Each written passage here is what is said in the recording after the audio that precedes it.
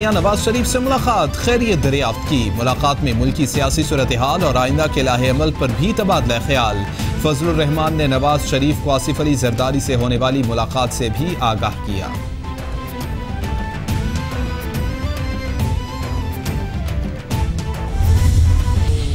हुकूमत है उसकी अक्सरियत जाली है, जो हमारा वज़ीर आज़म बना बैठा है वो भी एक जाली और खलाई किस्म का वज़ीर आज़म है, जो मैं समझता हूँ कि ये नस्ब करदा है। नवाज शरीफ से मुलाकात के बाद मुतमईन हूँ, 2 रोज तक आसिफ अली जरदारी से भी मुलाकात करूंगा। सरबराह JUIF की मीडिया से गुफ्तगू। फजलुर रहमान कहते हैं पाकिस्तानी मैशत हिचको लिखा रही है, महंगाई ने अवाम का जीना दो भर कर दिया है। नैब एक इंतकामी इदारा है जिसको इस्तेमाल किया जा रहा है।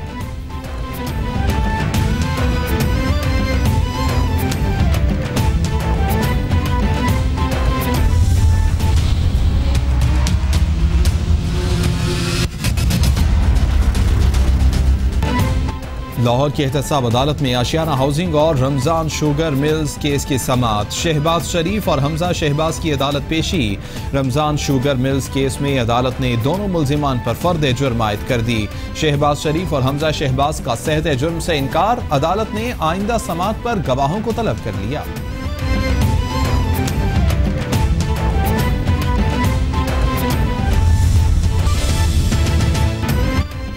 सुप्रीम कोर्ट में शहबाज शरीफ और फवाद हसन फवाद की जमानत के खिलाफ नैब अपील पर समाअत। नैब के एडिशनल प्रोसिक्यूटर की अदम पेशी के बायस समाअत आइंदा हफ्ते के लिए मुलतवी। जहांजे भरवाना ने आज डॉक्टर के पास जाना था, इसलिए पेश नहीं हो सके। नैब का मुअक्कफ। केस की समाअत जस्टिस अजमत सईद की सरबराही में 3 रुकनी बेंच ने की। मनी लॉन्ड्रिंग केस में गिरफ्तार मुल्जिम मुश्ताक चीनी की लाहौर की एहतसाब अदालत में पेशी। अदालत ने मुल्जिम को 14 रोजा रिमांड पर नैब के हवाले कर दिया। मुश्ताक चीनी शहबाज शरीफ और हमजा शहबाज के खिलाफ आमदन से जायद असासा जात केस का अहम किरदार है। मुल्जिम शहबाज शरीफ फैमिली के फ्रंट मैन है। नैब प्रोसिक्यूटर का अदालत में मौक़िफ़।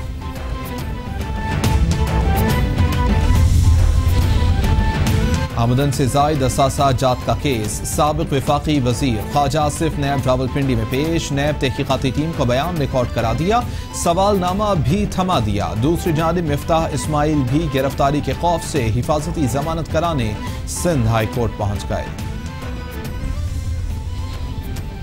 जाली बैंक अकाउंट्स केस में चौथा रेफरेंस दायर कर दिया गया। नैब रावलपिंडी ने रेफरेंस इस्लामाबाद की एहतसाब अदालत में दायर किया। रेफरेंस में अब्दुल गनी मजीद समेत 14 मुल्जिमान नामजद। मुल्जिमान पर इख्तियारात का नाजायज इस्तेमाल का इल्जाम है। रेफरेंस की जांच पड़ताल के बाद एहतसाब अदालत के इंचार्ज जज मोहम्मद बशीर को भिजवाया जाएगा।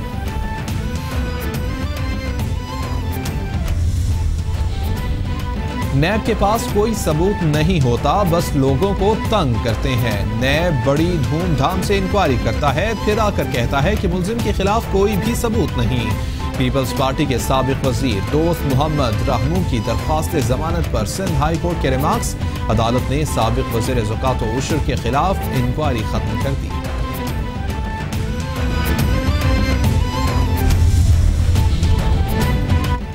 1947 से 2008 तक पाकिस्तान का कुल कर्जा $37 बिलियन था, जिससे इस्लामाबाद बना।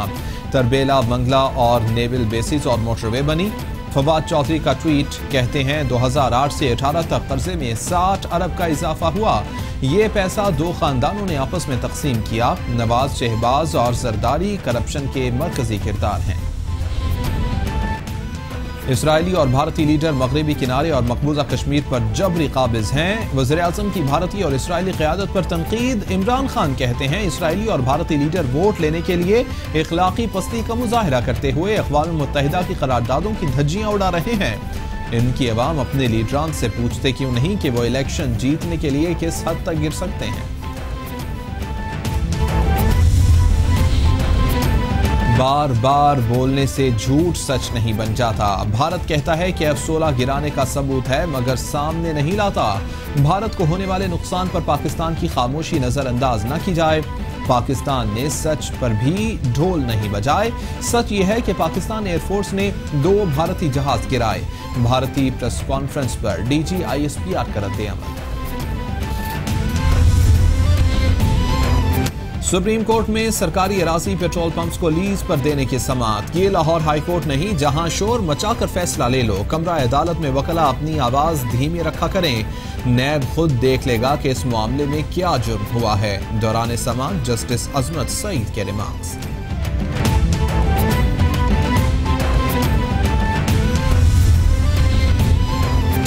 अपोजिशन लीडर फिरदौस शमीम नकवी सिंध हुकूमत के खिलाफ दरख्वास्त दायर करके अदालत जाना भूल गए। दूसरी पेशी पर भी सिंध हाई कोर्ट का चौबदार नाम पुकारता ही रह गया।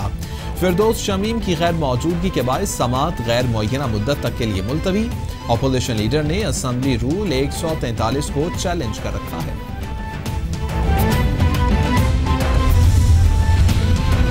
लाहौर हाई कोर्ट में सानिया साहिवाल का ट्रायल। साहिवाल से लाहौर मुंतकिल करने के लिए दरख्वास्त पर समाअत। पंजाब हुकूमत और ATC से जवाब तलब। नोटिस जारी। Chief justice Lahore high court ने मकतूल खलील के भाई जलील की दरख्वास्त पर समाअत की।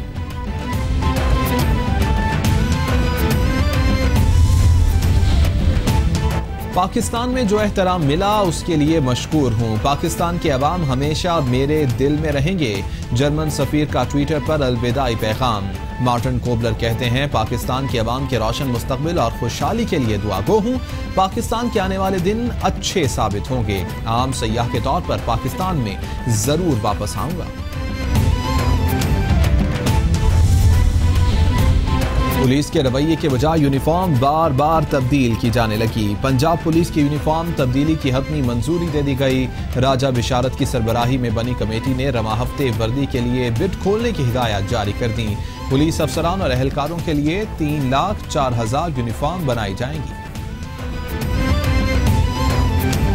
असद उमर साहब ने कहा था कि ताजर बिरादरी एमनेस्टी स्कीम लाने का मुतालबा कर रही है और इसी के लिए और इसी ज़िमन में हुकूमत ने मुआशी मुसविदा तैयार किया है। हुकूमत बजट से कबल नई टैक्स एमनेस्टी स्कीम मुतारिफ कराएगी और अब इसके बारे में खबरें मौसूल हुई हैं कि असद उमर साहब ने वजीर खजाना उन्होंने वजीर आजम को ब्रीफिंग दे दी है। तहरीक इंसाफ हुकूमत की पहली एमनेस्टी स्कीम की तैयारी मुकम्मल हो गई है जिसके चंद मंजरजात हम आपको टेलीविजन स्क्रीन पर दिखा रहे हैं। पहली एमनेस्टी स्कीम की तैयारी मुकम्मल होने के बाद काला धन और बेनामी एहसासे रखने वालों के लिए यह आखिरी मौका होगा। स्कीम का ऐलान रवा माह के वस्त तक मुतवक्के है। 14 तारीख करीबन 16 तारीख बताई जा रही है। खबर यह है कि तहरीक इंसाफ की पहली एमनेस्टी स्कीम तैयार हो चुकी है और वजीर आजम से मंजूरी के लिए आज पेश की जा चुकी है। यह स्कीम टैक्स चोरों और बेनामी एहसासे रखने वालों के लिए आखिरी मौका है जिसका ऐलान जैसे हमने आपको बताया कि 15 अप्रैल तक मुतवक्के है। जराए वजारत खजाना की यह कहते हैं कि एमनेस्टी स्कीम 2019 में बेनामी एहसासे, सेल्स टैक्स, FED असासे जिन पर मुकदमे चल रहे हों, सोना और जवाहरात भी शामिल हैं। इस स्कीम से जनवरी 2000 से अब तक के पब्लिक ऑफिस होल्डर्स और उनके अहले खाना, बहन भाई फायदा नहीं उठा सकेंगे, जबकि एमनेस्टी स्कीम से फायदा उठाने वाले अफराद को टैक्स गोशवारे भी जमा कराने होंगे जो कि माजी की जो एमनेस्टी स्कीम्स थी उससे मुख्तलिफ है। ये एक चीज जो है उससे इंगित करती है। साथ ही साथ बेनामी एहसासों पर 10% फिलहाल जो इंफॉर्मेशन ताजा तरीन आ रही है, अभी इसके एग्जैक्ट ड्राफ्ट नहीं आए हैं। 10% ये 6% के करीब बताया जा रहा है। बैरून मुल्क एहसासे जो रखे हुए हैं जो पाकिस्तान वापस लाएंगे उन पर 5% और दीगर असासों पर 7.5% टैक्स अदा करना होगा, जबकि सोने पर 5,000 रुपए फी ग्राम टैक्स देना होगा। जरा ये भी कहते हैं कि जुर्म के जरिए कमाया गया कमीशन स्कीम में शामिल नहीं होंगे, जबकि सोने और जवाहरात की मालियत 50 लाख से जायद ना होने की शर्त भी है। नकदी की सूरत में जाहिर की गई रकम को पाकिस्तान में बैंक में जमा करवाना होगा और स्कीम पर IMF और FTF को समेत अदलिया को भी एतमाद में लिया जाएगा।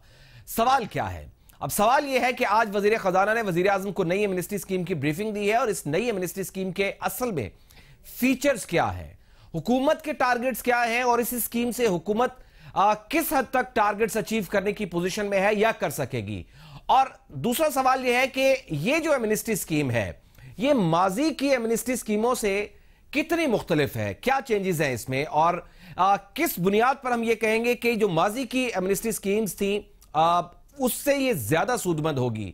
फिर कितनी सूदमंद होगी यह नई एमनेस्टी स्कीम पाकिस्तान की इकोनॉमी के लिए, इसके बेनिफिट्स किस किस को किस हद तक होंगे। और पीटीआई तो एमनेस्टी स्कीमों की सख्त मुखालिफ रही है और अब वो पीटीआई हुकूमत खुद एमनेस्टी स्कीम ला रही है। ये हर हुकूमत की एमनेस्टी स्कीम लाना जबरी काबिज हैं। इसराइली और भारतीय लीडर आलमी कवानीन की खुल्लम खुल्ला खिलाफ वर्जी कर रहे हैं। इसराइली और भारतीय अवाम अपने लीडरों पर गुस्से का इजहार क्यों नहीं करते? इमरान खान ने सवाल पूछा। इसराइली भारतीय अवाम अपने लीडरों से ये क्यों नहीं पूछते कि वो इलेक्शन जीतने के लिए किस हद तक गिर सकते हैं? वज़ीर आज़म पाकिस्तान इमरान खान की जानिब से ट्विटर पर पैगाम दिया गया है और वज़ीर आज़म इमरान खान ने भारतीय और